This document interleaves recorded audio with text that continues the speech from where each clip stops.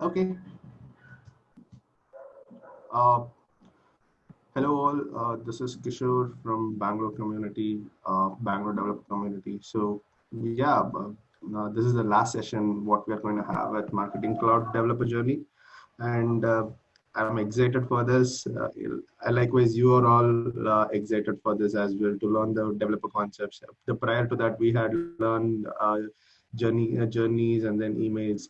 So now this is the core developer topic. What Gaj is going to give us the overview of it. So thanks a lot, people who are attending from different time zones across the globe. So thanks for making it. And then yeah, at last, at the end of this session, we are going to learn something out of it in the developer concepts of Marketing Cloud. So yes, we have Gaj again. So Gaj is now he's like a community member for us, irrespective he's a partner manager for Salesforce, but for us he's like a rock star in Marketing Cloud. It is the third session or fourth session from for developer community from Gaj, but third consecutive session for us, and hopefully this will be the last session from Gaj on the Marketing Cloud journey. So, but in future, we are hoping that we are going to get more sessions on from Gaj. So, Gaj, do you have any plans in future with community? Yeah, Kishore. I mean, good. We were able to, discuss and plan this out. So that was, a great initiative from your side, Yeah, and which again gave us an option to get one step closer to the community yeah, and get the next set of rock stars ready for Marketing Cloud. So correct. yeah, Yeah, we'll definitely plan out something upcoming month. Maybe we're into August. Hopefully by January or something, when people would have got the sense of Marketing Cloud, done some work, probably we can go next level, in depth. work, yeah, in depth, or the plan would be to work upon certain mini projects and all. So that was Yeah. what the plan is. So, Cool. yeah. So thanks, Gaj, for taking your time for 3 weeks and then exploring us in the Marketing Cloud journey and then taking us into the development aspects as well. So thanks a lot for talking at Bangalore community on the Marketing Cloud journeys. And special thanks to Vlad as well. So Yeah, yeah. convey our wishes to him so that thanks for making that accounts available for us. And it's one of the kind for us, even for the community as well. We never have done it to anybody, irrespective of the accounts providing. But yeah, thank you so much for both of you for making it Yeah, happen. definitely. I mean, Vlad has been at India like multiple times, last year, and he has actually witnessed the magnitude of the kind of talent out here and the passion Yeah. for people. So yeah, I mean, Oh, that's cool. that's So all. yeah, guys. So here we are. I mean, you can go ahead and then share your. I mean, like if at all you're not on Twitter, I request everybody to come on Twitter because it is one of the major platform officially for Salesforce community where you can communicate each other or where you want to do a chit chat, where you can see many people who are helping each other in Ohana. So yeah, you can join Twitter and then use this hashtag. If you're in Twitter already, use this hashtag SFMC with BLR. BLR SFMC as Series 3 and then SFDG BLR and SFDG BLR activate. So yeah, when you see these hashtags, so when we see BLR SFMC Series 3, then it goes to the Series 3 topic. Whatever happened in Series 3, people posted, so we'll get notifications on that. If it is Series 2, last week's whatever the people have posted in terms of learning, so we'll get Series 2. And Series 1 is like flooded, so you can get more number of what snapshots or your more number of PPT presentations happening on Series 1 and Series 2. So kindly do that for Series 3 as well. If people who have missed it, so when they see the hashtag Series 3, then they can go and directly get what's happening in the Series 3 event. So yeah, you can use this hashtag, take a snapshot, or you can write it anywhere and then use it in your Twitter hashtags. So thank you so much for we already have 65 people around. I think we might go up in nearby. I mean, like it's already 10:30.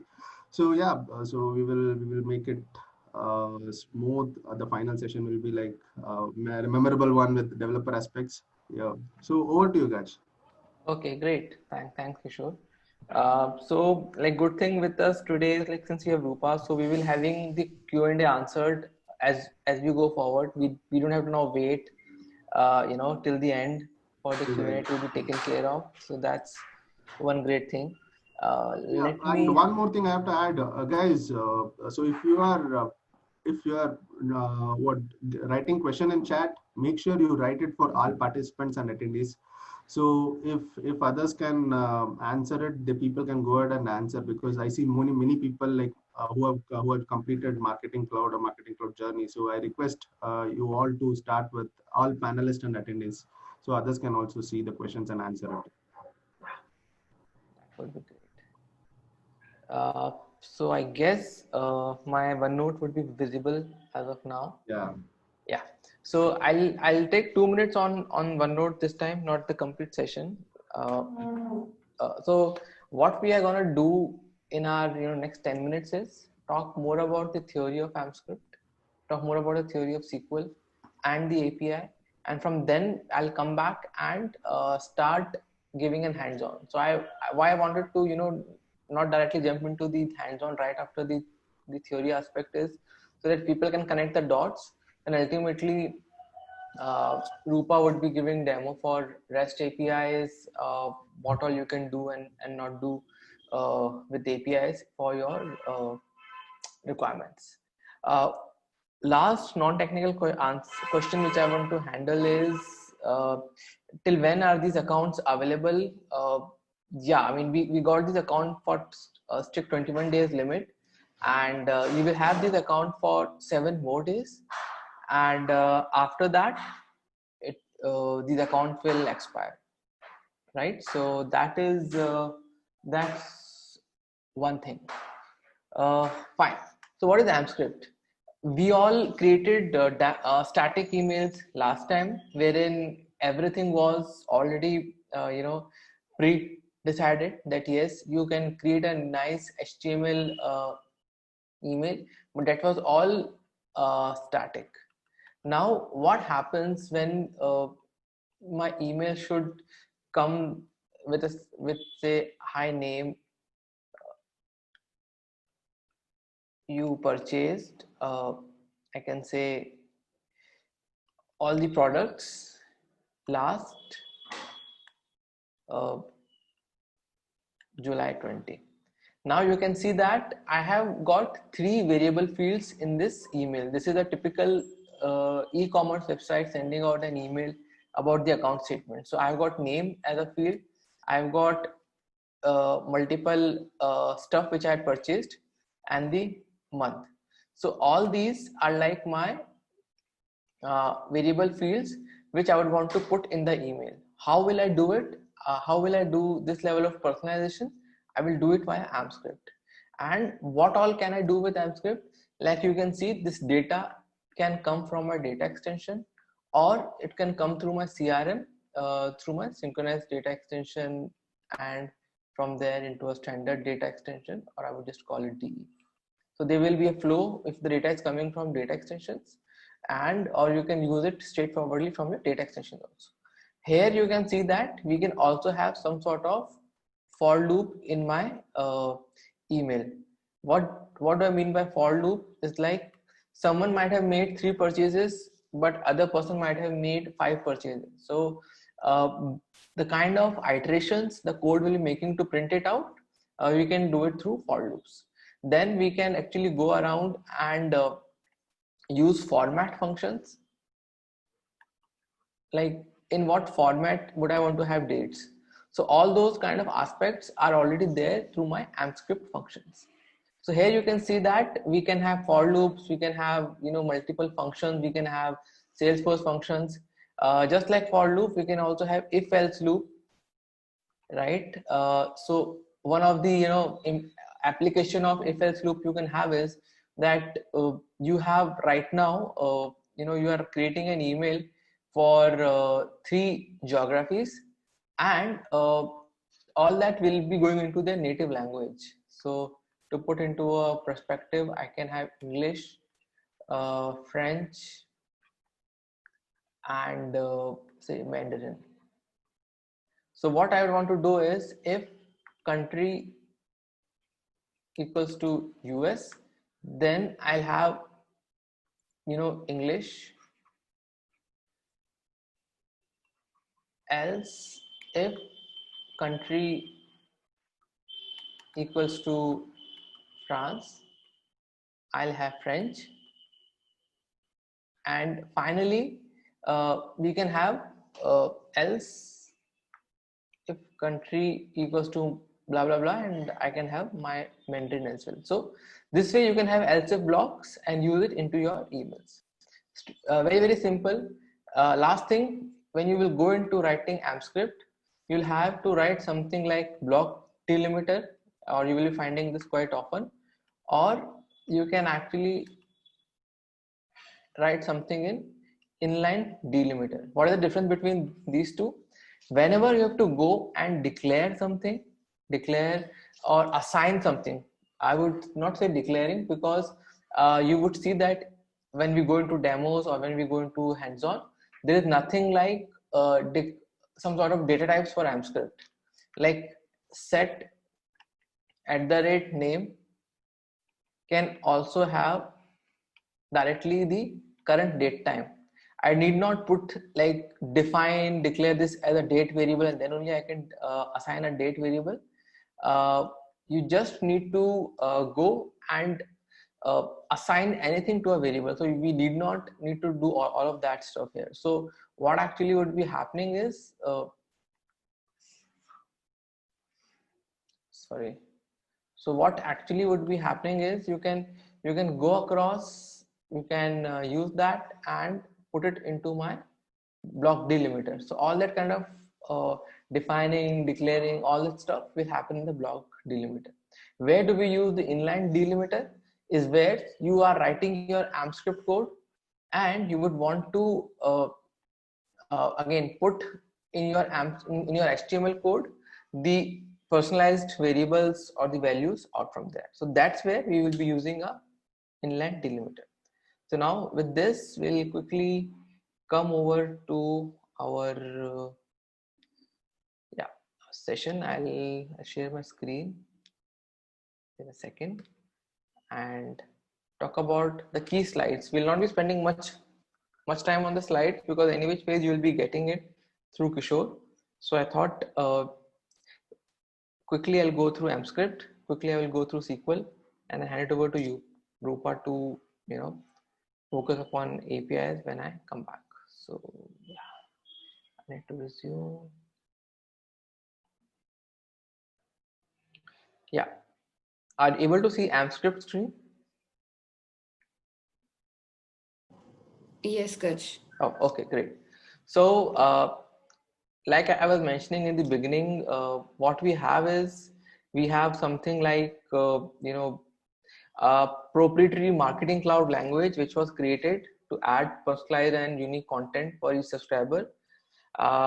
You can have the content displayed, you can format the data values like I was mentioning, you can retrieve the objects from the data extensions and do much more.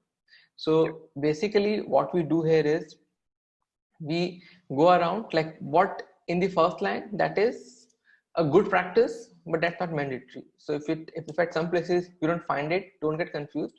It's happening because it's a best practice we have followed in this sample code. So what's happening here is, we have declared these variables, and then we are assigning from our data extension the values to these variables. So first name would have been one of the data extension field. So when I'm sending out I'm sending out an email to 1,000 email strong DE that would be having a first name column. So I'm assigning that particular value to my AMP script variable. So now what I need to do is, if I need to kind of address you with your first name. Now, since when I have got the first name from the data extension, all I need to do is, just say hi,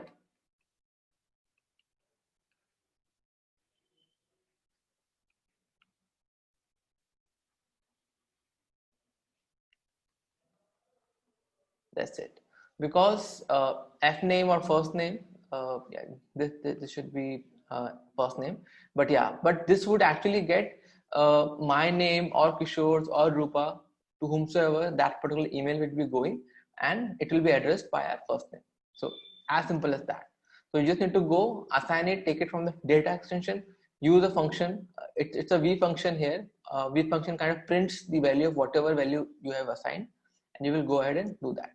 So simply if we move forward, we can go ahead, declare it, assign it, and then use it inside our email. So in this email, like you can see, we are saying happy birthday to the first name, and we are giving a promo amount, whatever amount we have assigned. So in this case, we have kind of put a static, like everyone will get 30% off to whomsoever, but and for everyone the offer will expire on 31st of December, end of year, but the first three fields will come from the data extension. So whatever is your date of birth, based upon that you are actually getting this offer. So this is how we are actually setting a very simple AMP code. You can also have if else block, like you can see that for anyone who has provided their email address and who have their points value as 10, then those customers should be put into a VIP bucket. So we can go for if blocks, and based upon my number of points, I'm giving them the status. I'm assigning the status. I can run the for loops, if loops, all of that I can do. Lookup rows and all, they are like pretty commonly used functions. So if at all I need to request you to go back to developer.salesforce.com and talk about or read about top 5 AMP script functions, I guess what you need to go and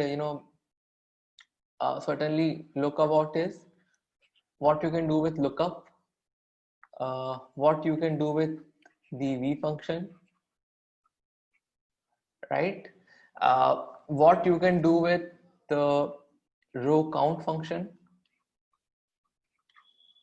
what you can do with rows function, and what you can do with field function. So these these 5 are one of the most commonly used functions I've seen in my experience. Although this list is definitely not exhaustive, it is just for someone who is new to AMP script and they want to figure out, because if you go to the site, maybe I can open this for you once. The standard site for documentation, developer Salesforce, is this, and you will also find working examples for you there, so which actually makes life quite easier as well. So both of these, so one will have examples and syntax guide will have all the actual functions we have, because this list is also evolving. I've seen that new functions being added to AMP script, so yeah, keep an eye to this page to see what's new is coming up and all, right? So on this site, maybe I can copy this, can go into chat, Q&A, and or maybe Rupa, you can paste this URL. Yeah. So here we have got multiple kind of function references out there. Suppose I want to deal into data extensions. I'll open this. All these are functions. So I want to go around and look up. What does lookup do? It will go into a data extension. Postal code is my data extension name. It will get me the city based upon the postal code I am sharing. So this is the postal code, and Anderson, Indiana will actually come out because 46016 belongs to Anderson. So that way you can assign that or print that on your email, the city based upon the other information you would be having. So this is the site where you need to go and refer the functions, and if you want to go and check about some specific use cases, then 101 are the simple ones. It will show you what you need to do and how it will appear as the output. All that you can see out here, and 401 is like the more complex use cases for you to go around and see that what all can you do with AMP script and other things. So these two links pretty powerful in terms of to learn about AMP script. quickly, if you move forward, you can have process loops, math functions. You can have, for example, this kind of always intrigues me, that how to find the uh, first day of the next month, right? So that way, not sorry, first day, but the last uh, date of this month, right? So this is August, so we know it's going to be 31st August. But had this been February, then this would have been 29th of February, being a leap year, or otherwise 28th of February. So how do you actually go around and find out the last day of the month? These kind of math functions totally help you. So you have got math functions, concate functions, date functions. You can take out just apart from the date. Like I just want, I actually don't want the complete now function output. When I say now function output, I want to say that when I go for now, I actually get something in this format. So like today is 29th August, right? So something like what the time? Yeah, 11 seconds now. So like this is a pretty big format. I just want to have the date part, right? So for that, I can always use date part functions. I can add something to this date. So for 29th of August, I actually want to find out what is the last date of this month. What I will do, I'll actually kind of just go and I'll do +1 here. So it will get me 09. I'll have a static field of 01. So I'll get 01 and I'll copy this S2S. So I'll get 2020. And then what I'll do, I'll actually do a date diff and do -1, right? I'll do date diff, I'll do -1. So what would happen is it will actually minus 1 day from 1st of September. So I'll ultimately get 31st August 2020. So it's like quite a very simple language. If you want to find some sort of analogy, .NET or Excel formulas is what you're gonna find closer to this kind of language. So we have all these functions, impression region and mscript. I'll not go into exclusion scripts again because that's a bit far for your journey, but this kind of helps you exclude people to getting an email based upon a certain condition. For example, I have set up an email to go out, but I don't want that it should go out to my own company folks, because they know my services quite well. So why should I send out the email to them? So I'll take out the domain name, again an AppNet function, from the email address to whatever email it is going out. And if it is salesforce.com, should not send an email, only send to companies which are not having salesforce.com domain, right? Attribute value will get out the points value, and if it is empty, then don't send an email. And so all that part you can see here, right? So these are the actual examples. Like I told, I'll be taking these examples right after Rupa would have finished, so that we stay in our timeline. After this, I would want to talk about SQL queries as well. So SQL query is pretty straightforward, to be honest. And like many of you might have been expert in SQL already. It's just that you need to know about what is different here than the regular MS SQL you would have seen. But if someone is having great expertise on SQL queries, knows about joins and all, he will ramp up on SQL in like no time, right? So why do we use SQL? Maybe I'll just take an example here again. So yeah, okay, 1 second, this has got I need to,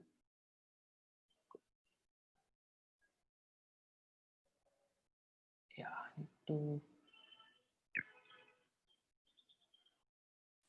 So basically, why do we go around and use SQL is do the level of segmentation and get only the required folks into the uh, into the campaign or into the journeys. Like that is the primary example we have for SQL.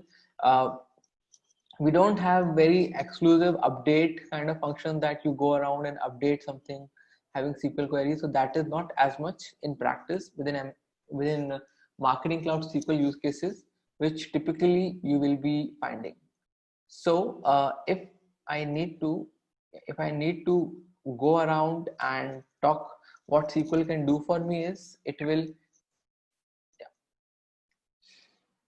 will help you get a lot of data points to work with. Yeah, so I've got some sort of data coming from my CRM into data extension, and I would want to run a campaign, and this data extension has got name, email, uh, city, and date joined, right? Like when they joined a program, something of that sort. I actually want to run a campaign uh, where I send out emails only to those who actually joined in 2020, like anytime after 1st of Jan. That is what my scenario is. And then maybe I actually want to get people only from select cities like Bangalore and Mumbai. That's what I want. So what is happening here is I would be writing a simple query which will say that select all from, this is my customer D, select all from customer where I'll say city equals to BLR or city equals to Mumbai, right? And I will say that date joined is lower than, or sorry, is higher than 1st of January, right? That point I will actually use, and I'll put ahead and go forward. This will help me kind of query it. Like this is what you would be knowing already. You just need to know now is how do you run this, where do you run this query and all. So for this, I'll just talk more about use cases. So we have got multiple kind of data profiles for our customers. We need to go out and segment them. And for this, through query activity, we can either automate them, we can join more one data extensions. We have to write this by hand, like you don't have any drag and drop interface, and all this goes into data extension. If you have very simple scenario like what I had, I would put this into a very simple scenario. So we have got something like filters which can do the job for you, what you are doing here, right? If you had like something more like go in where the customer ID looks like this, like you are using some sort of like, and there are these kind of operators, etc., etc.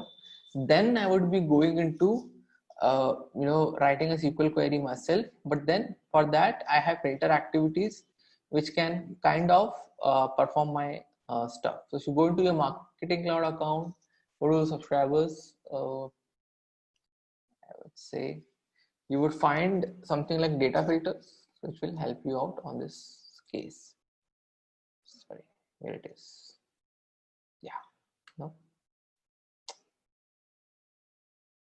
Okay, I actually.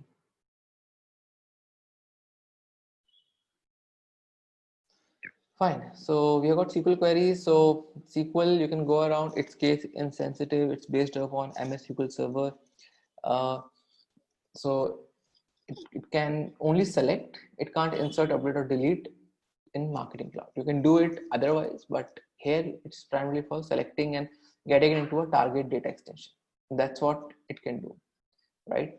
So this is about data views in Marketing Cloud. So we are just telling you the structure. You can go around and join. All the joins are again available here or possible to be worked around. And you go around. Suppose I actually want to take out people who have some sort of who are also present in one of the other table. I can do left join, right join, and make it happen. Uh, just to give you an example, or just to give you a heads up, you use joins, it's great. It would be required in a lot of your scenarios, but make your sure, make make it very, very, as one of the thumb rule, never use expensive operators which might impact the efficiency of your query. What does I mean by that? If you write a lot of joins which are not required maybe, or you would try to merge a couple of queries into one big query where it will go and join, and then it will try to select them, it will try to take output from multiple operators. So what I mean by that is that yeah is that you actually go there, select email from, again you put select email from table.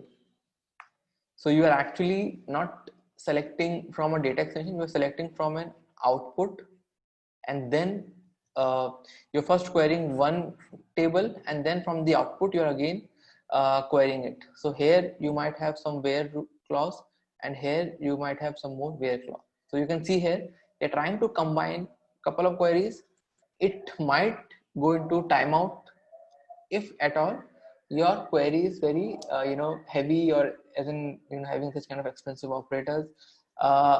It also kind of matters that if you are going with this, still fine, but if you are going with this, it's a expensive operator, right? Because because query would have to run through each and every record and find out what is there in the last three letters, whereas in this case, if they would have found that yes, my customer ID starting with PQR123, they won't even go beyond P. But in this case, they would have to actually go through complete customer ID, and then find out that hey, this is not A, and now we have to cancel this. So this is one some sort of example of expensive operators. This good, this is again should avoid based upon the scenario. So the point is how you can use all these operators, and be mindful about how you are writing it. If it is becoming heavy by the requirement, try to break it into multiple queries and take it forward from there. So here we are doing a left join. No surprises here. Just pick it up from one of the table. Join which of the column you would want to compare. So yeah, I would want to say that my royalty ID is same as my customer ID, and based upon that take out the data. So we've got multiple join examples out there already, and we can do work with them. To be very honest, I would not want to go into send logs as of now, might confuse people more. Then comes to Query Studio. So I'll go into the hands-on part, but a simple thing I want to share is, if you want to find out that how is your query working out, the current what I can say,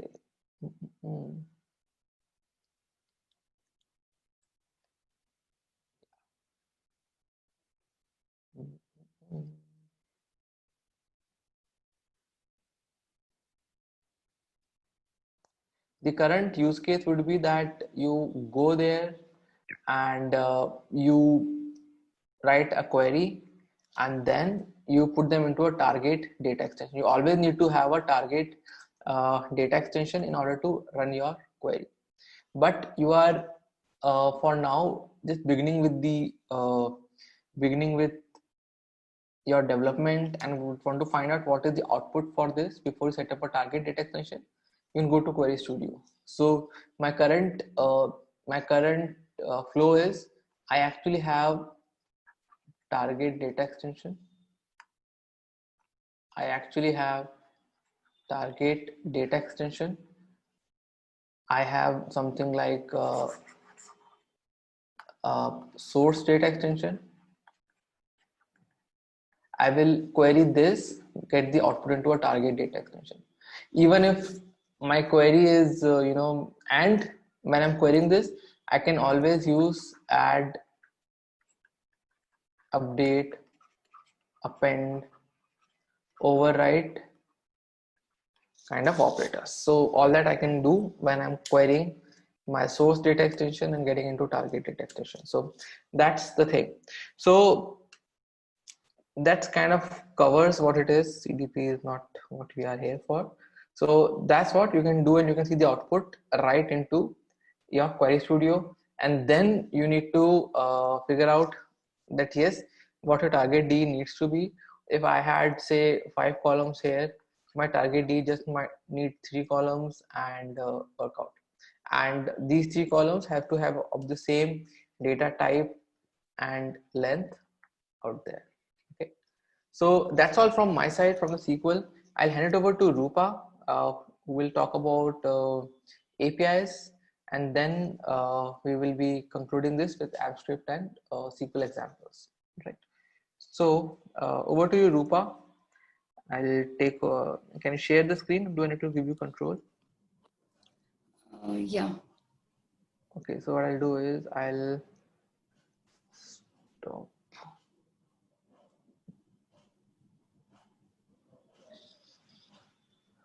Technology.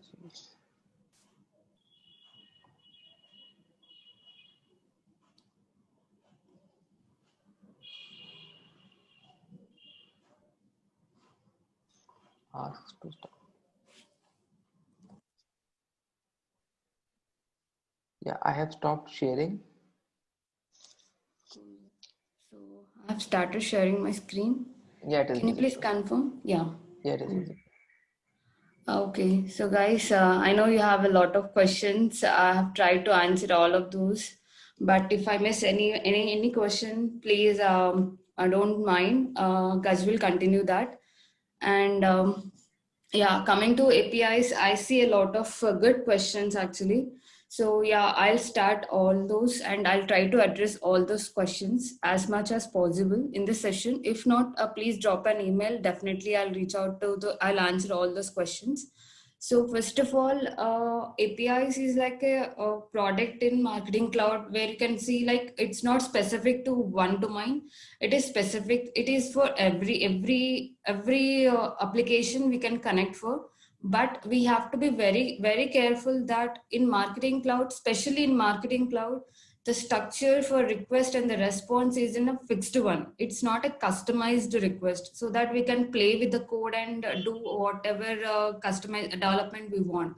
So MC servers are built in such a way that if you do a request, it will be in a correct syntax. First of all, it will validate the syntax. So that is the major point you have to remember, because it's not like other applications like in the Apex and just like in Salesforce CRM, we will play with the code by using Apex, right? So that is completely customized one. So that is not possible in MC servers. So MC, we need to follow some standard structures, how to do and what to do, what request we need to do. That is all been finalized. It has been finalized actually. So we have to use those requests. So in future, we may get a customized packages just like our Salesforce CRM. But for now, we have only standard structures. You can see all those standard structures in the standard documentation provided by Salesforce Marketing Cloud in the developer.salesforce.com. This is the one. I'll share this link as well. So to do an APIs, first of all, what we required and what are the prerequisites we needed. So in our Marketing Cloud account, you need to be an admin first to do an API operations. To do that, okay, I'll show you how we can create a package, something like that. So I got a couple of questions like what all the installed packages we'll be having, what is do we have any predefined MC connector kind of thing. So I want to be make you very clear here, like we have two different scenarios here. For Salesforce CRM, to connect any Salesforce CRM, we have different connectors. We have to use those connectors for that. And to connect any other third-party applications, we need to do an installed package kind of behavior, which are two different behaviors here. So we have to be very careful that connecting to the Salesforce family is different, connecting to the third party is a different one. Okay, I hope I addressed a few of the questions here. So to start with APIs, first of all, you need to be an admin and you need to be access for this apps and then install packages. So when only admins will be having permission to access this installed package, that is the reason your demo accounts is not having this option visible. So whenever you want to do an integration with the third party application, you need to understand and there should be a request body and the response body and as well as an endpoint URL, so that we can say that, okay, I'm coming from this application and I want to access your account, something like that. It's like a data exchange, it's a behavior exchange between the servers. So to do that, first of all, you need to create an installed package in your account. How to do that? It's very simple. It's a point and click, I can say you.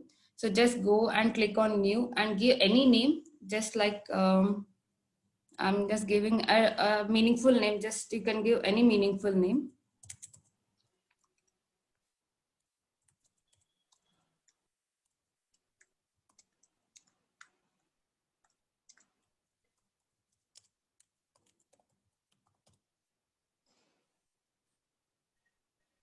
So yeah, when I've given the name, it's just in the backend, it will say that this has all been created. Don't worry about seeing this names and seeing this IDs and everything. It's just your package name has been encrypted. Okay. So you can get a doubt that where is all this endpoint URLs and where is this client ID and client secret. We'll be having a lot of thing in the APIs. So it is not done yet. So if you have to choose your components, so in the components we'll be having different kind of options here. So it's nothing and nothing but it's a kind of segregations, I can say. Just like a REST and SOAP, we have two different segregations to request, two different types of request and response bodies, right? In the same way, in Marketing Cloud, we have segregated based upon the each studio. Like it's not specific to each studio, but we have different integrations in Marketing Cloud. So based upon your requirements, these features will be enabled from the backend, and this is not an free of cost features. This is a paid versions, right? So you can see, you may not be seeing all the features at a time, but yeah, based upon your business requirements, our account executives will be suggesting you what all need to be enabled. So now we are only focusing on APIs, right? So I'm choosing an API integration. In that, we'll be having three different kind of sub options. This is nothing but an in APIs integration, we'll be having two different types of n number of types of calls. In the Salesforce CRM, we'll be having a lot of calls, but in Salesforce Marketing Cloud, we have only two different kinds of authentication calls, I can say. One is by using client ID and client secret, and the other is by using username and password. So in this integration type, we need to choose which app you want to install you want to use actually. So here, based upon they have some limitations. So web app is the one where you can use client ID and client secret, and public app is the one where you cannot use the client secret because it is not capable of storing, keeping the confidentiality. That is the reason this is having some limitations. And server to servers is like, on behalf of client credentials, we'll be using on server credentials to exchange our data. So yeah, I'll explain you server to server one. You can try with web app and the public app as well. Yeah, I'll explain you if I get the time. So you can see a brief descriptions in different links. I'll share the links as well. So next is the scope. This is a very important one, guys. So to do any kind of integrations with a third party systems, first you need to understand what all permissions you want to give. Just like I have got few questions like how to get some data from the third party application, or to do any kind of mobile related things. So in this scope, you need to segregate your requirements. Just like in one install package, you want to give only data extension related details, and in another install package, you want to do mobile related details. So make sure that you maintain that differentiations, so that any kind of request may not mismatch. So that one install package you can give only scope for SMS, and another install package you can go for only emails. That completely depends on your business requirements. It's not that it is a flow we need to follow it. It's just like a best practice we can suggest you. Okay, so for now, as I'm doing a different calls, I would like to suggest all the scope to make you understand all the details detailedly. So Gaj, do we have any questions for me till now? Yeah, I'm just looking at it. I mean, you can continue, Rupa. I mean, I will bring the important ones at the right time. So maybe because your next set of actions will answer it. Oh, okay, perfect.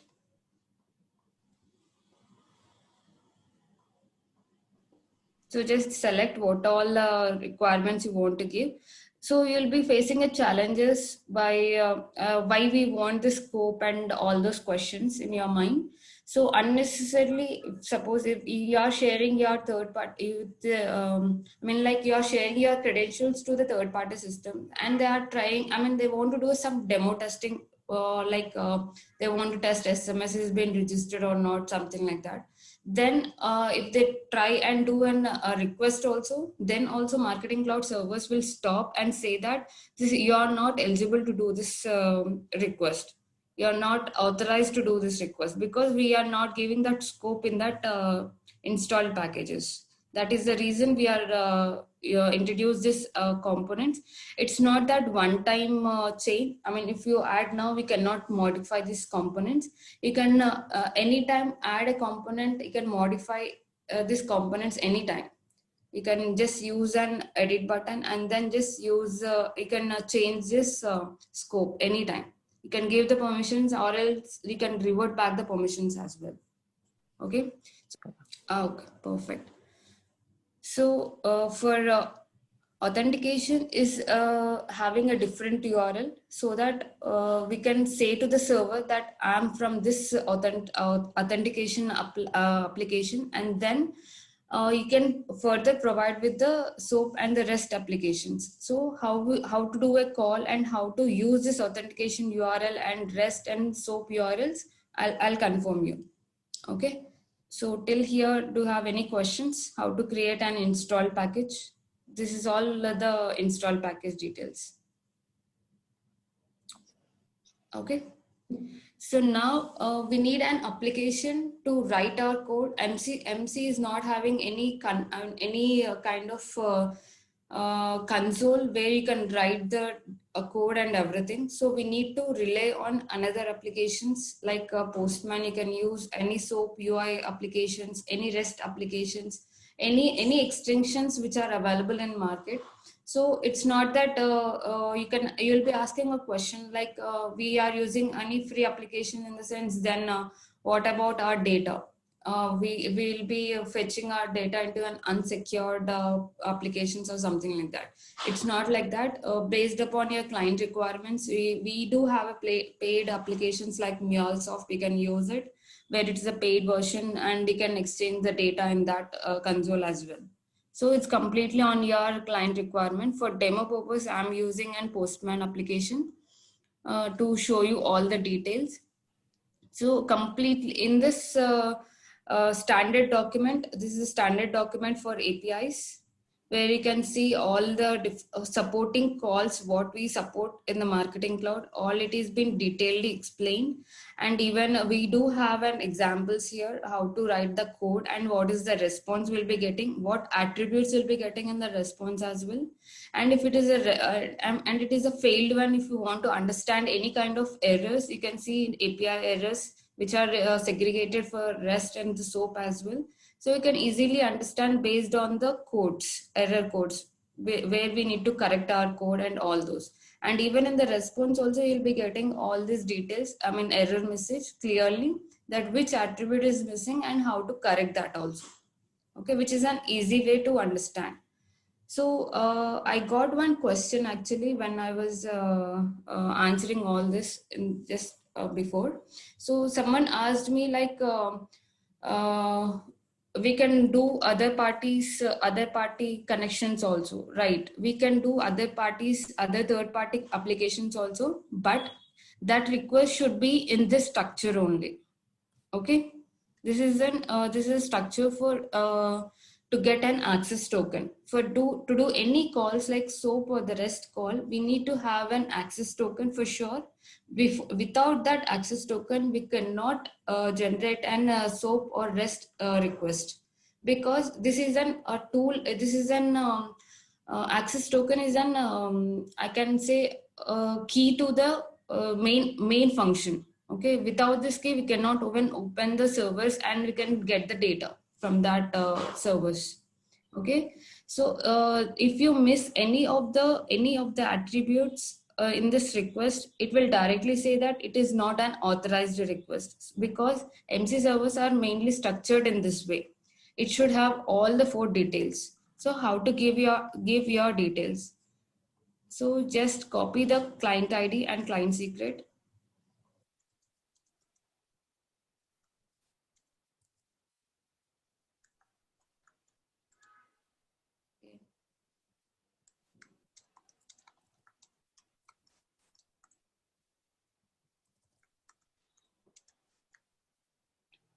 Uh, yeah, Rupa, you have actually gone mute, or the voice is a bit feeble.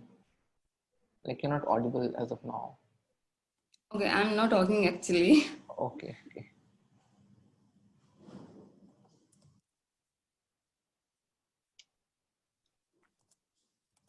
And yeah, so one more point I just want to confirm here is like, this package is visible in all the BUs. It's not who all are admins in all the BUs. They all can see this package. It's not that it is specific to only this BU. The OAuth and the REST and the SOAP your endpoint URLs are unique to complete enterprise account, not to the specific child BUs. So you have whenever you are doing a call, your account ID plays a major role.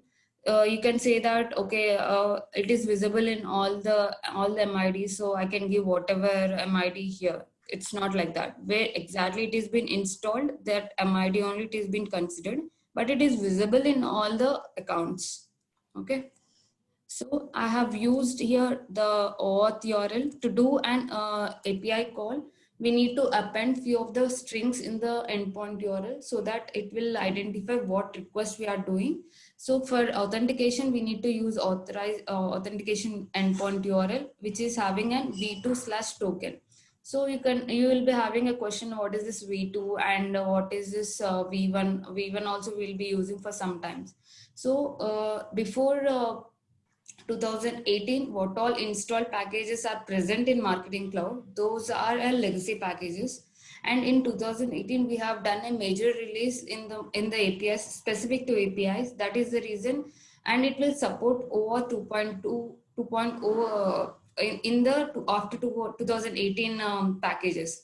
So that is the reason we segregated 2 different ways to identify which request is from legacy package and which request is from the legacy packages. I mean like OAuth 2.0 packages.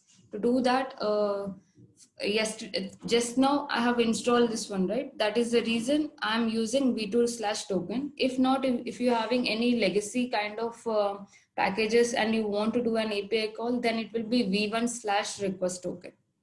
And if you don't know, I mean if you are not aware and you are just doing an v1/request token, and in the response body you'll be getting an error, just like I'll show you the error as well.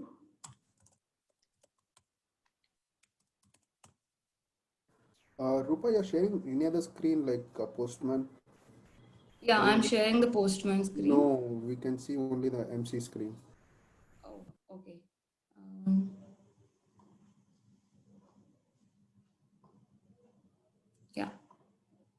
Yeah, Now you now are it's able. better. Yeah. If you want, Rupa, you can like go back couple of minutes, and if something which was shared in Yeah, last. you can take up like V1, V2, the differentiation, that case, yes. Yeah. Okay, sure. So I was showing this structure actually. So what all the parameters we require, and yeah, this is this is the request body we need to do an access token. This is for both REST and the SOAP. You can use this access token for both the applications like REST and the SOAP. It's not specific to the REST, or it is not specific to the SOAP. Okay, this request won't be changing. So I just placed client ID, client secret, and account ID here. And in the endpoint URL, I have just used authenticated endpoint URL. And I was trying to show you the error by using a v1/request token. Okay.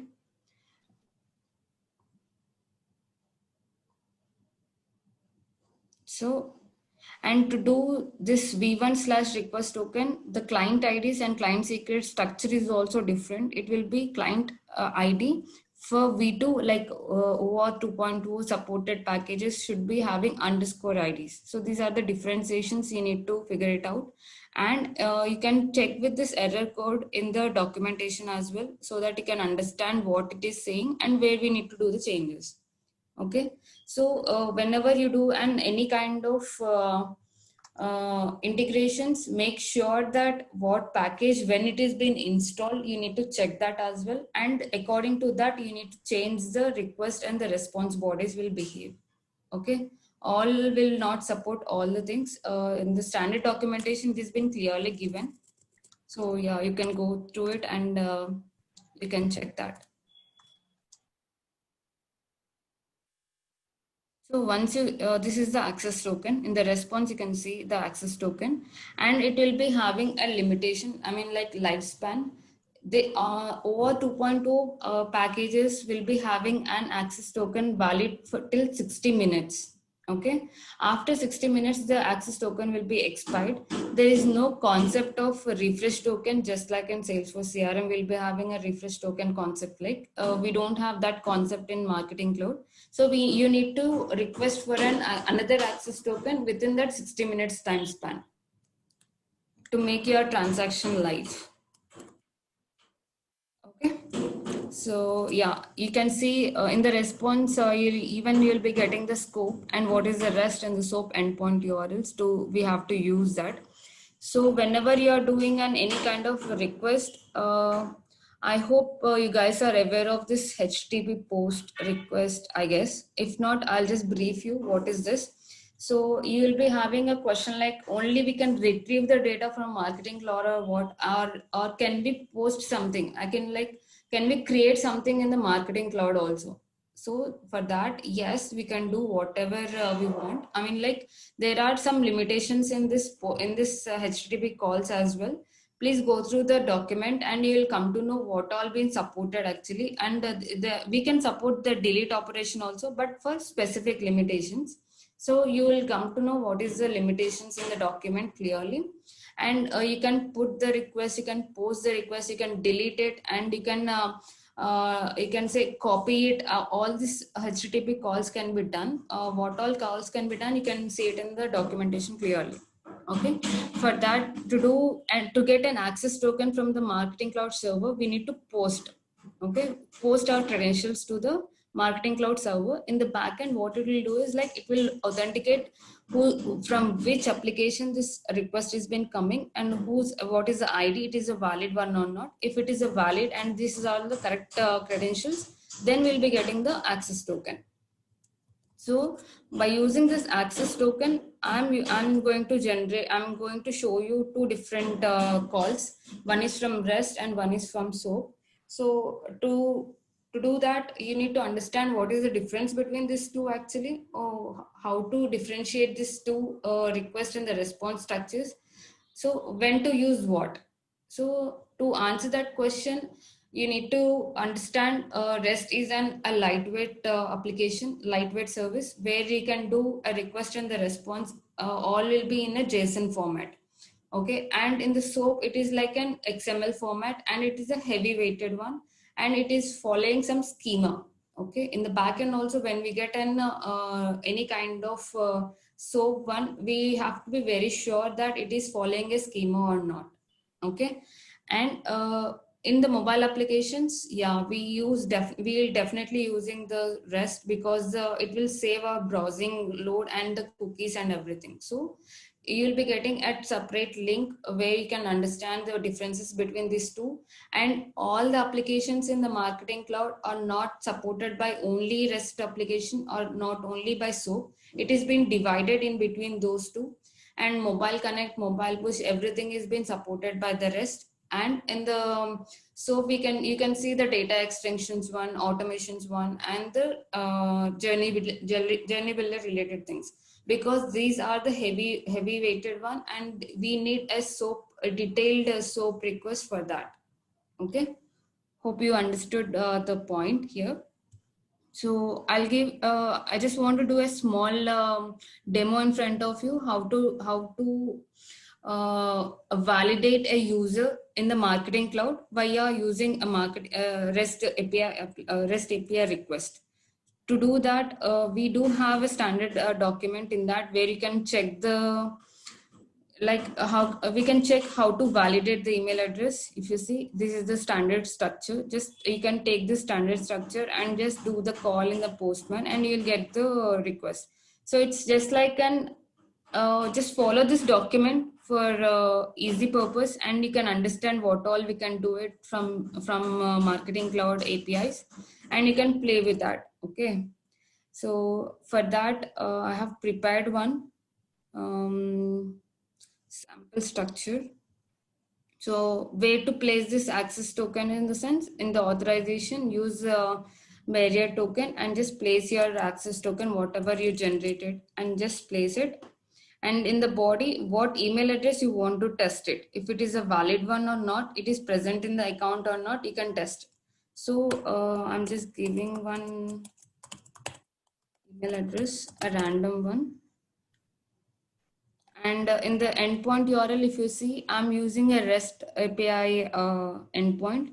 And to do that, in the standard application, what they have given is like, we need to use this string to append on the endpoint, so that it will address what request we are trying to do, and will provide the response according to that request. So I have just appended that at the last, and then I'm doing the request. So yeah, it says it's a valid one. So what all it will be checking? It will be checking the syntax, MX validator, and the list detective validators. So what is the difference between these three? Syntax, in the sense, you are aware of the syntax, right? Email address syntax is like, we need @ and .com for sure. So if we don't have that, and we are having some space, something like that, then if you do a request, it will say you syntax validator error. So it is not having a proper syntax. If you want to use any kind of I think you guys are aware of list detective validator. List detective validator is something like, in the backend we'll be having some words, or in the compiler, it's like a compiler, I can say, where it will detect some kind of words like spam, bumper offer, something like that, and it will stop our emails to reach the end users. So we should never use such kind of words. So that is being listed in a list detective. So if I use anything like spam and say, and the email address is a valid one also, it will directly say that it is not, it will come under and list detective, like, because we are using a spam word. This is not a genuine one, we should not use that. So this kind of limitations we have. And for MX validator is something like, it will check the domains. It is having a valid domain or not. It's not like we can give random domain, and I'm just giving an example here.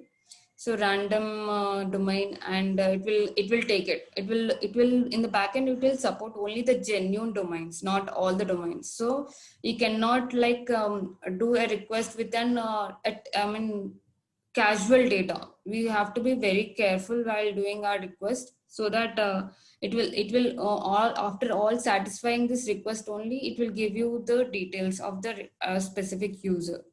Okay, so this is about the REST. and this response will be also in the JSON format. And you said someone has asked what languages we can use it. So guys, we can use any kind of language. If you are familiar in JavaScript or Apex or any kind of language, you can develop your code, but end result should be in this structure only. For example, if you are familiar in Salesforce CRM and you are very good in Apex language, then you can generate this generate this structure by using a system.json generator, and then create generator methods. So by that you can generate this JSON structure, right? So I hope who all are in Salesforce CRM, they can understand this one, what I'm trying to say. So just from the braces on, start the braces onwards, you can create the syntax. So when you just do a request, the end result should be in this structure. Then it will understand. I mean, our marketing cloud servers will understand this request, not the language which we are using. So if you are familiar in any other languages, yeah, please do and try this kind of structures, how to create the structures, and then you can place the request. So this is all for the rest. And for SOAP, so Gaj, we have time. Can I proceed?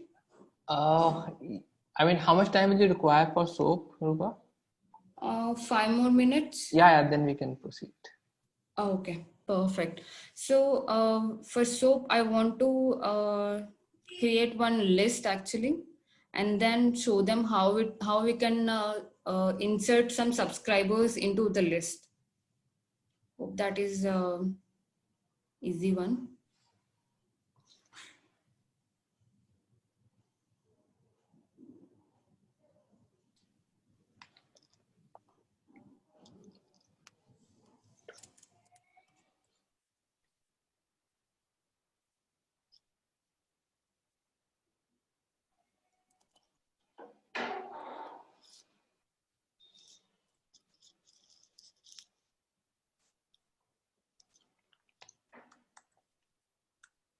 So yeah, I just created one list. Now I want to insert subscribers into this list via API call. So Rupa, we cannot see the other screen.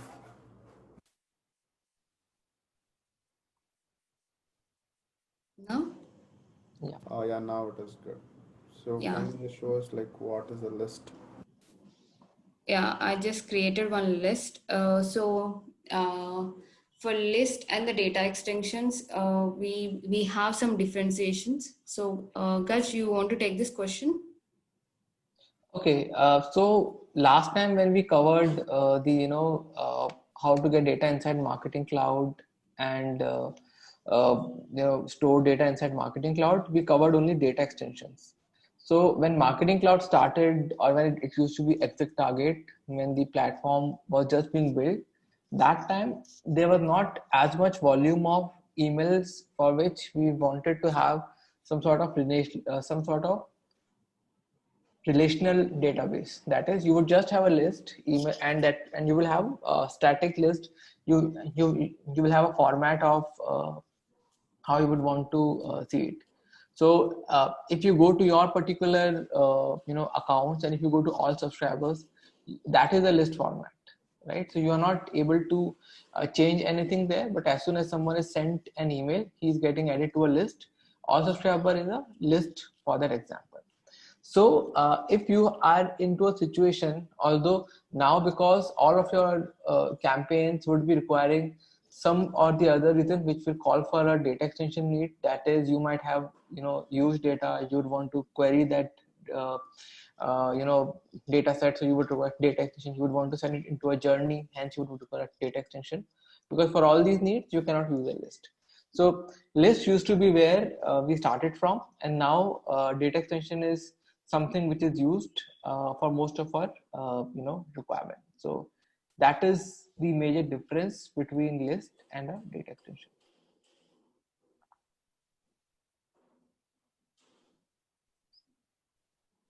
Okay, thank you so much, Gaj. So for now, I'm showing you one of the sample SOAP request where I'm using this list ID. where you can get the list ID from property. Under properties tab, you can see the list ID. For every individual list, we'll be having one list IDs. So if you go for all subscribers, as Gach has confirmed, it is a list. So it is also having a list ID. So for data extensions, we won't be having any kind of list IDs. We'll be having an external keys. We need to use external keys for calling and data extensions. So that is a different part. So I have created one list here. If you see, I have created with the 0 count of subscribers. If I want to import some series of subscribers from the third party applications into the marketing cloud, so we can use this kind of SOAP request and we can insert the data into marketing cloud. Okay, if they are not having any access to do any request, then we can use only APIs to do that.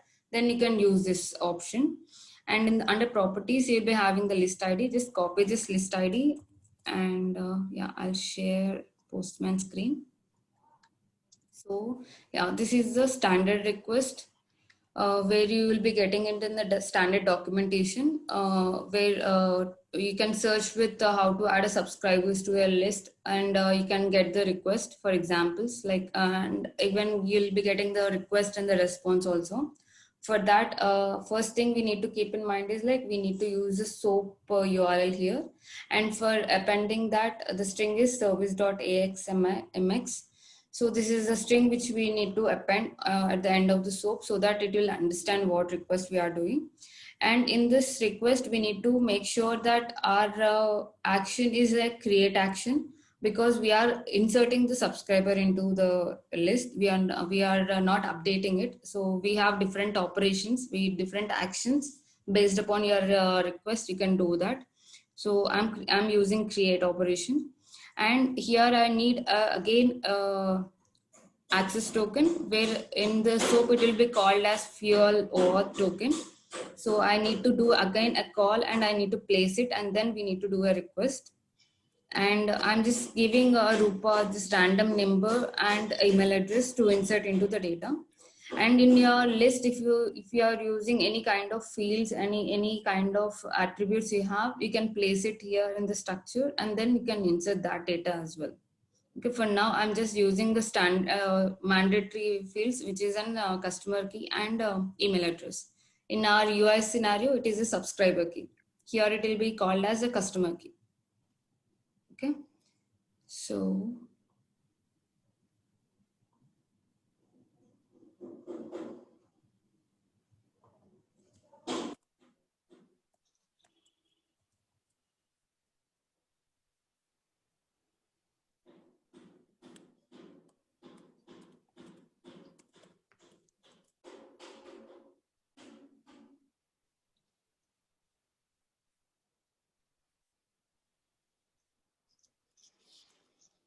it will say you how it is created. The subscriber, it says if it is present, then it will say it is already, subscriber is already present. So then you need to maintain the uniqueness in all subscribers, as already Gach said. It is an unique one, and the subscriber key should be unique all the time. So I'm just adding some random numbers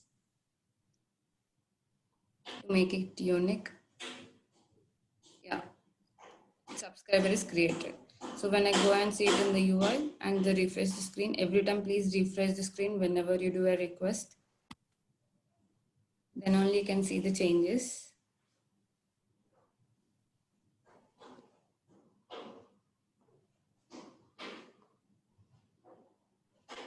I just refreshed my page.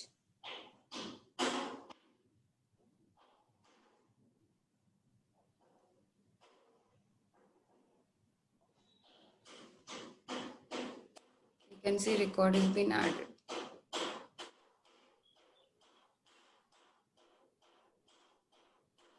Okay, and the method you can see it's sent from API. So yeah, hope you guys understood the SOAP and the rest one. If you have any doubts, please do let me know. So Gach, do we have any questions on this? Yeah, Rupa, I have two major questions here.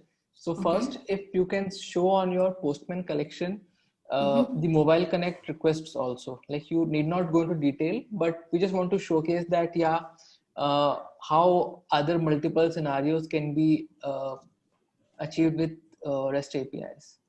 So Yeah. So if they are able to see my screen, no, my the Postman. no, the Postman is not yet visible. Okay. Now. Yeah. Yes. Thanks. Yeah. So yeah, in V2, I mean, like in OAuth 2.0, under REST we'll be supporting this mobile connect and mobile related details. So if you see, we have I have made the separations for mobile and the SMS. Guys, you can share this collection link as well, so that they can install and they can play with the request. And yeah, we can do all these things, retrieve locations and everything, something like this. The request will be in something like this, the endpoint URLs, and few of the request is only been done by endpoint URL. There will be not having any body for that. So yeah, if it is having any mobile related thing, this is the one. Yeah. So I mean, one of the use case, maybe Rupa, we can share the solution later on email if we don't have it on the. I mean, if we don't have something as a request with us. But Okay. one use case I've seen often is that you're trying to send a link in an SMS. Then obviously you need to shorten that URL because Right. it will cross 160 characters. And Bitly is one of that API which you can use to go and shorten that URL in a Bitly format. Right. So if we need to, talk about that shortened URL use case, do you have a request handy with you to showcase, or we would just, talk at a high level on this? For that, actually, in Marketing Cloud, we have to create some shortcode sketch. For now, I don't have Indian shortcodes, Indian number shortcodes.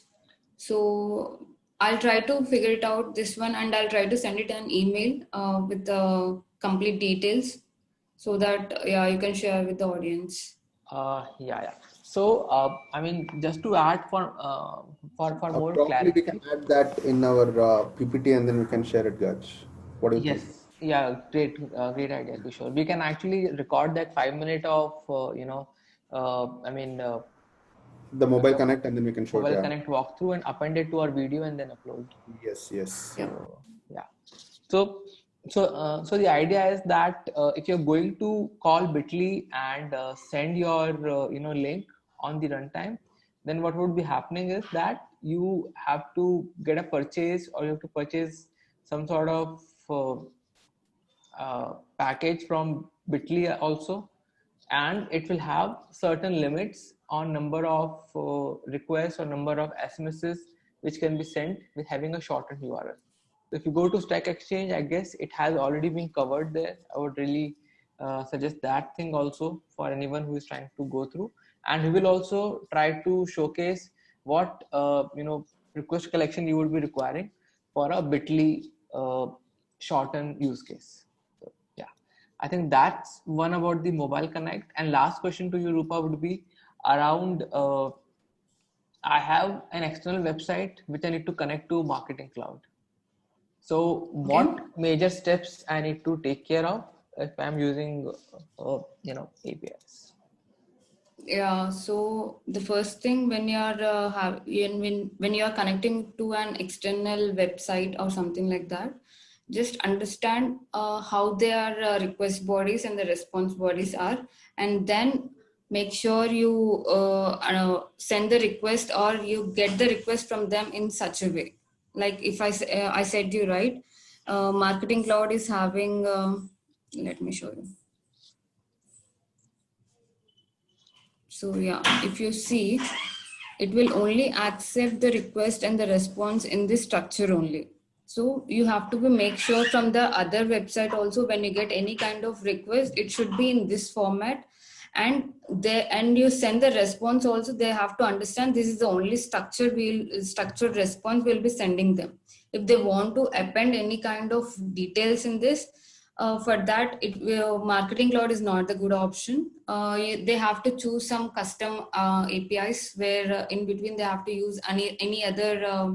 Even we do support a custom APIs. For that, the package details and the cost is completely different. For them, the customization option is available. They can do that part. So yeah. Okay. Yeah, I mean, that was, I mean, we have many questions, but I'm just trying to pick up, something which will be most, I mean, from the awareness point of view, which will be really helpful. Okay.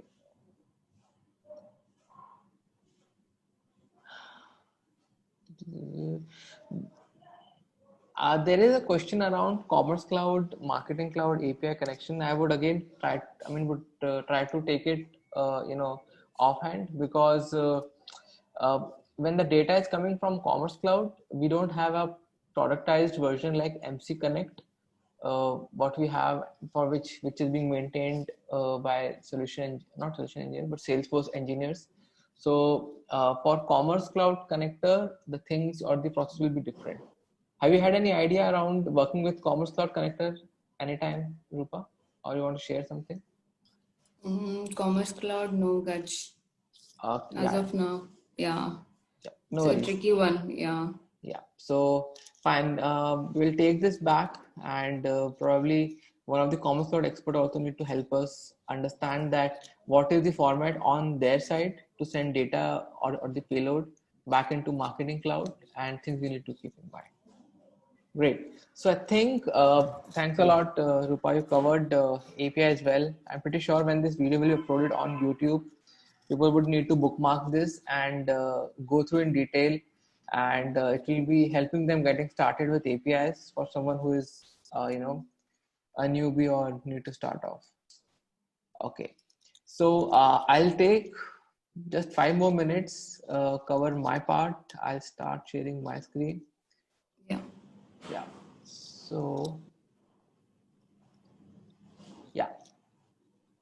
basically, what I wanted to showcase to you was how does multiple functions work out. AmpScript and SQL is something which you can definitely practice on your own within the account which is given to you in next 7 days. If I'll go and do a preview and test for this date function. So I'll first show you the output, and then I'll bring it back to the AMP script which we have written. So basically, this is some sort of an output which was trying to help me find out the last date and all those kind of things. So I've already spoken about the logic, so won't go into that.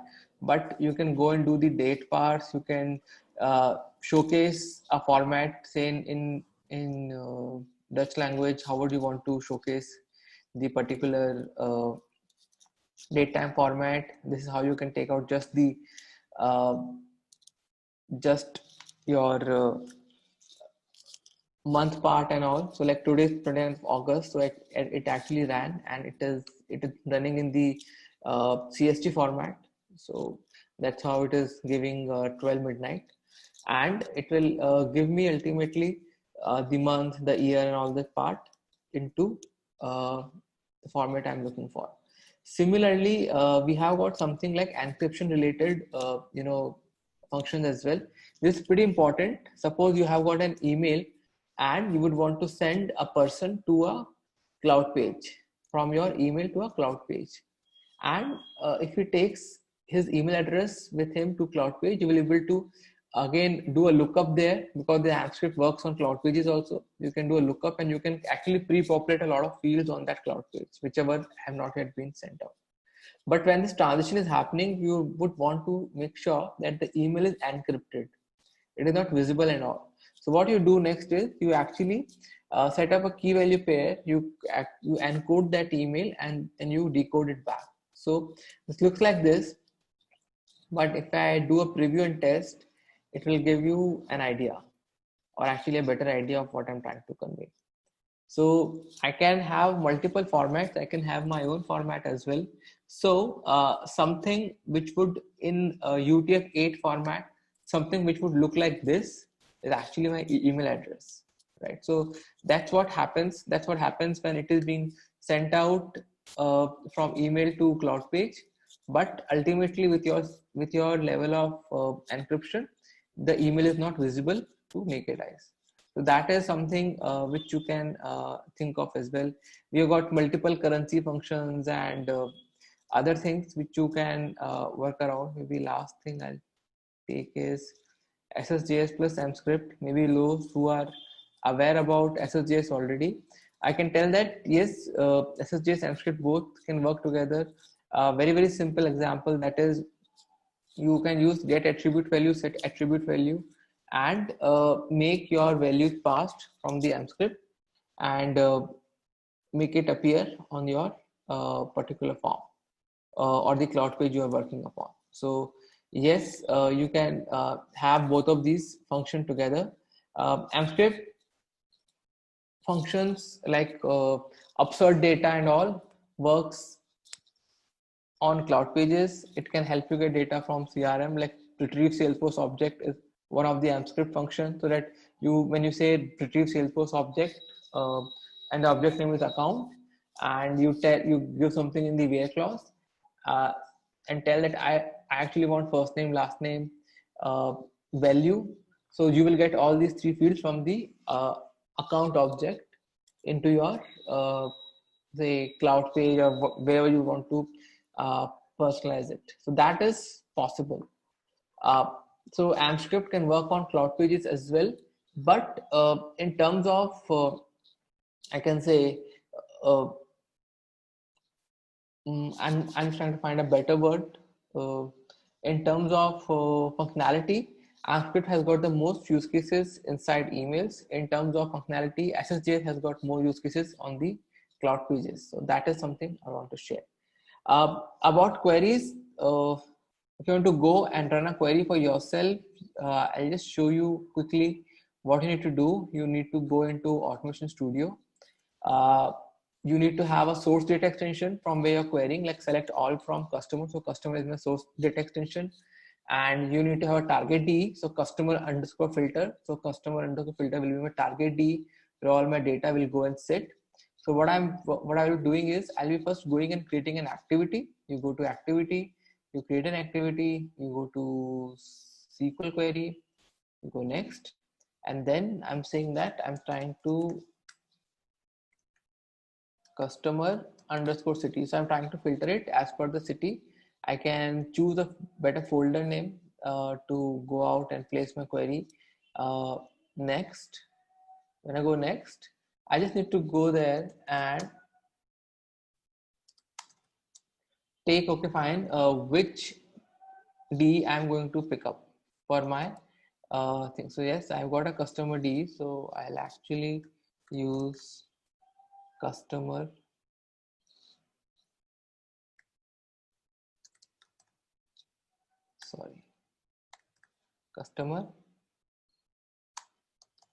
where now I need to know what all columns it has. So if I just open this, I know that, hey, it has got multiple columns. So just for the sake of simplicity, I'll just say that where email is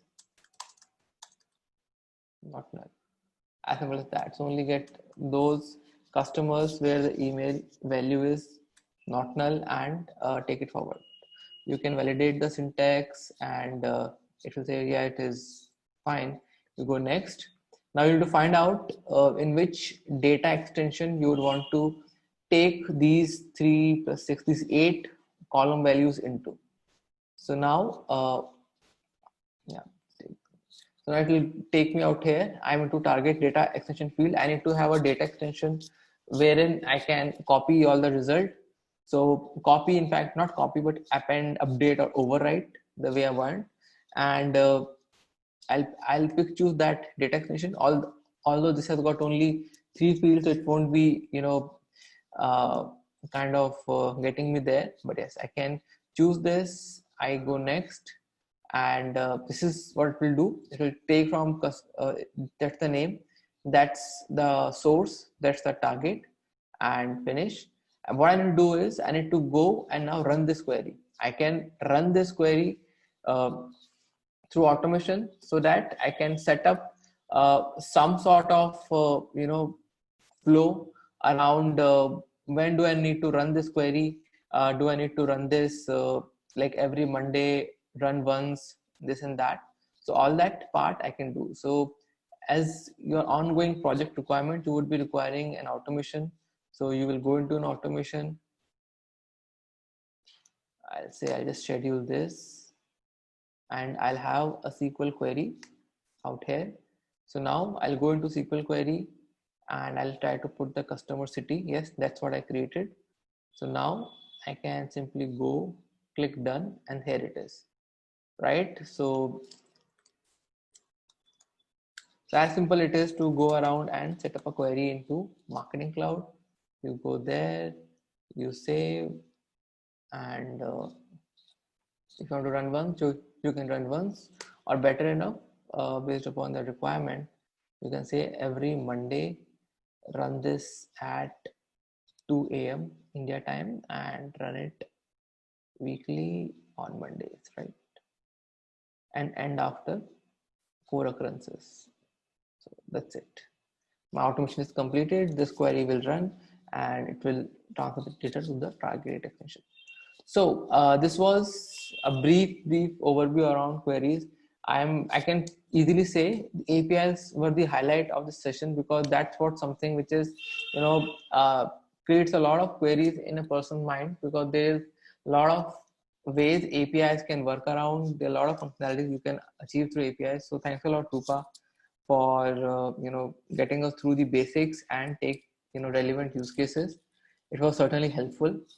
And probably as the parting thoughts, thank you for spending your weekend with us and kind of starting your MC journey. Really helpful. If at all you have any remaining questions, we will see. I mean, you can either email to us, me, Kishore, Rupa, or you can make use of the Marketing Cloud group, which is on Trailhead community. That is a really buzzing group. A lot of SMEs are there, a lot of experts are there. They would be able to solve your questions. We are there as well. So drop us a note and we will be able to, we will try to go through your query and answer it. Any other thoughts from your side, Kishore, before we, complete? No, as far as the topics are concerned, you have covered most of it. And then, I think we have to upload this recording as soon as possible, because that is what I see in questions as well. So we'll upload this by 2 days. Give us 2 days time, because we have to edit it and then upload it. So once after that, we can do it. We can upload it and then we can let you know. Yeah. Great. So thank you all. Thank you, Kishore and Rupa, for spending your time and helping us run this series. Thank you. So this is a way where we end the YouTube recording. Now we can continue for some more time and talk about something else around the session which is pending. Here, Kishore, you're adding something. Yeah. So can someone send the collection list? Collection, let us check twice, Rupa. I mean, I understand you build this collection and it's being heavily used within Salesforce, but let's check twice if we can share this outside or not. Okay. So is it a private collection? That's one thing, but there is something which is publicly available as well.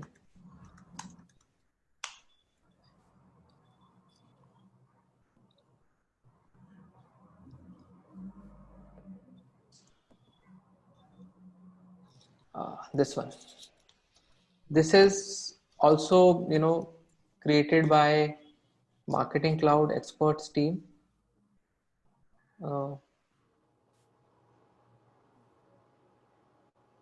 Pretty powerful resource for anyone who's looking for, a source of collection requests. What Rupa has is quite exhaustive, kind of covers everything under the sun. But this is also a pretty powerful resource. So. Okay, Add, so yeah, add anything you want to add here, Rupa, and yeah. Yeah, so first of all, thanks Kishore, thanks Gaj for the opportunity. And I can see wonderful audience actually, and the questions are very, very interesting. And I answered most of the questions. Yeah, if I miss any, please do let me know. Yeah, you can share this link, Gaj. It is much similar, I can say. And my collection is having an advanced calls and all those things. So yeah, which is also having internal stuff. So yeah, this link will help them to do the practice and start the request calls and understand the things. It will be very helpful. Yeah, I'm just trying to open the Q&A window. It's already open somewhere. About, yeah, it's already open somewhere. Fine. I'm sending this on the chat right away. Yeah. Rupa, there was one question which I saw. So can we update the list? Update Like the we have inserted yes. the list using Yes, we can update the list, and we can if we can use upset function also. Okay. And just like our delete, update, and insert functions are there, right? All this will be supported, but the structures will be somewhat different. You can check it in the standard document how to use an upset function, and it will first check if that user is present or not. If it is not present, then only it will create it. So such kind of Okay. validation rules and everything is present in the document. Okay, cool. So about the Mobile Connect, probably we'll add a 5 minutes video at the end and Yeah. then we will upload it, guys. So there are like a couple of questions on Mobile Connect. So we will take Okay. it, we'll take it a snippet and then we'll add it in the video at last. So Mobile Connect series we have done, and then yeah, most of the questions we have covered, Gaj and Rupa. So it was good. It was quite interesting to know how development works in Marketing Cloud. Yeah. So you want to add something, Gaj, on this, like Yeah. in terms of learning perspective? Yeah, I just want to add two things. One is like, what is the next step? So I would say just go through the recordings. I will be sending you the decks also, which we were having, we were covering today. So you will be getting these decks. I'll send it to Kishore. So maybe Kishore can share with you all. And Yeah, I can share my. right, so you can, so Kishore can share the decks, and just be active on the community, the Marketing Cloud group, which I told. I mean, that will be of great help, because I've seen that when you get stuck onto such development or developer related topics, it sometimes kind of takes down your morale when you don't know like how these things work and what is the flow and all. So you will actually see a lot of answered questions already, which will save a lot of your time and fast track your path. And by any chance, anyone who is from partner side, go to PLC Partner Learning Camp. There also we have got developer learning paths, and these decks are there. And those who are completing a fast path there are getting a coupon code as well. So, but that's a limited time campaign they are running only for partners. So yeah, so that I thought I should just mention for the sake of partners. But otherwise also on the community side, there are a lot of MVPs and a lot of experts who are sharing their gyan. I can see that on LinkedIn and other places. So yeah, I think that's all I have to share from my side. So let me share my screen. Can you just? Yeah, I'll stop sharing.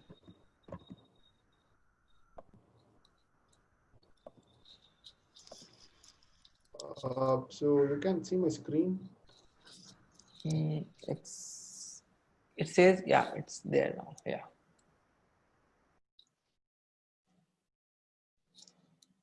Here is the PPT for the first session. So you get PPTs either from here.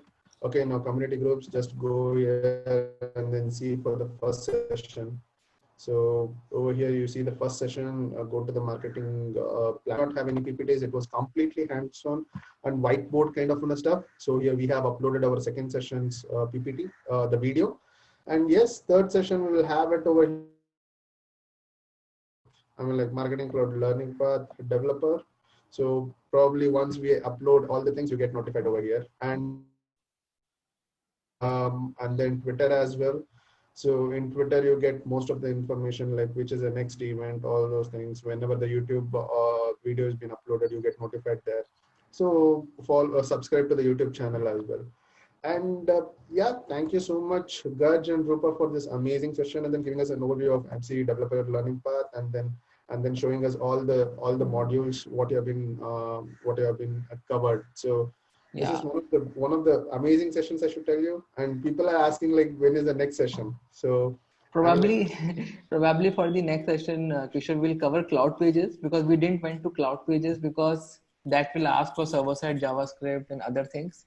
Yeah. But whenever we'll do a next session, we'll spend appropriate time on Cloud Pages also. Today we covered just the first 3 topics, and for the interest of time, since it's already almost 2 hours, so yeah, we couldn't cover Cloud Pages.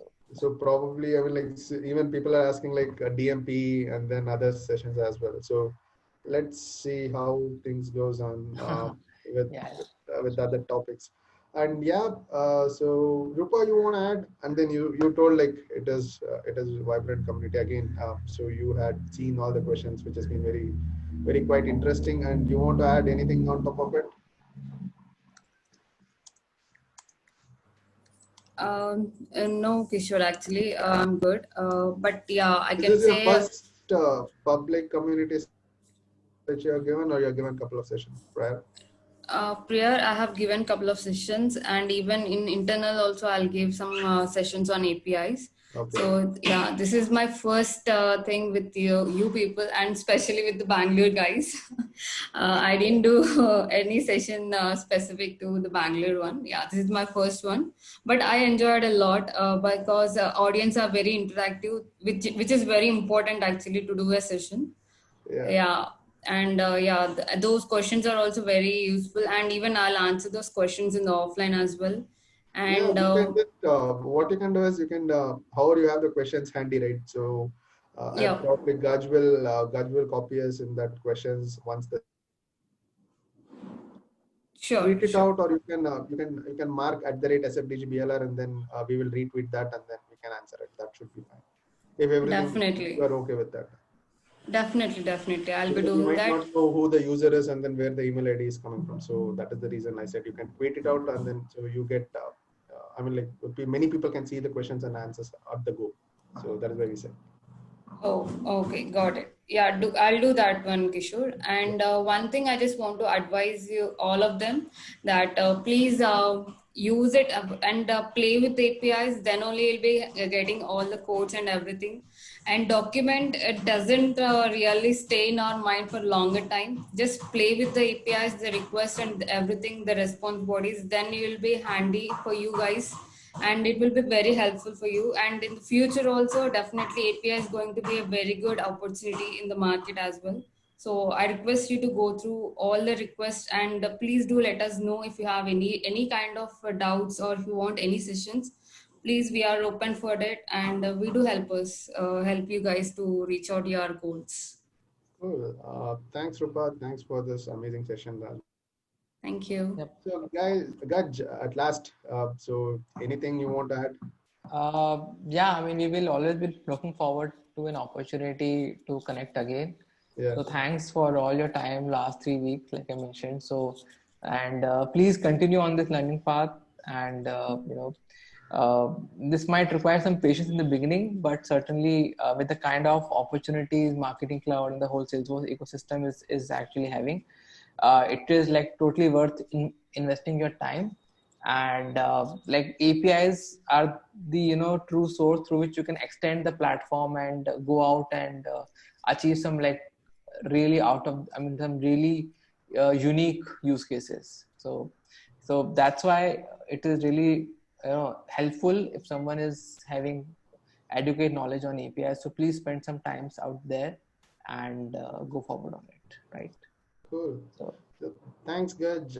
Thanks for this session as well. okay. So, guys, we have the next session, which is on September 12th, and the topics would be like auth authorization flows in Salesforce. So I request you all, again, it is an integration topic. So first time in Feb or March. So again, he is coming and giving us a session on integration. So yeah, please do join the session, and then we'll all meet in September 12th evening session. So thanks a lot, guys, for joining here and then making the session more vibrant and meaningful for the speakers as well. Thank Yeah, you. and thank you, Kishore, for organizing everything and your complete interest, which made this possible. So thanks a lot to you. Thank Thank you. you so much. Bye, Okay, guys. sure. Thank you. Bye. Bye, guys. Stay safe.